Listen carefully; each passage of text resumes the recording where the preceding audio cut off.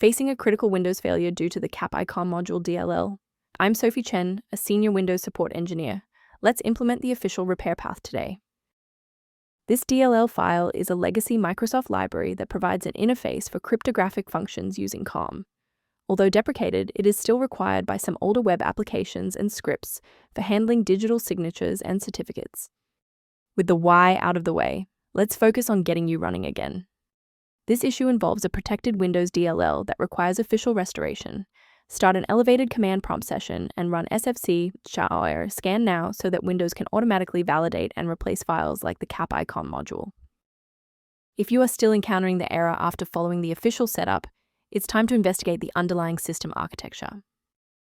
A full system restart clears the temporary memory cache and allows Windows to attempt a fresh initialization of all required libraries, including the CryptoAPI COM module.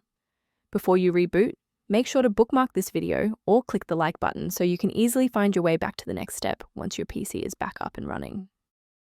Before you proceed, let's touch on the essential safety standards for handling shared library files.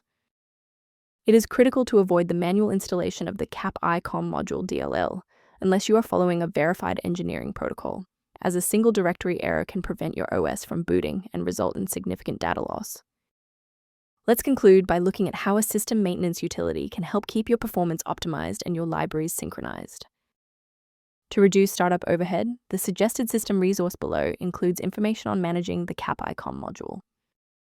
I hope this walkthrough provided the clarity you needed to fix Windows OS Core. Please like the video to support the channel and subscribe for more system-level tutorials.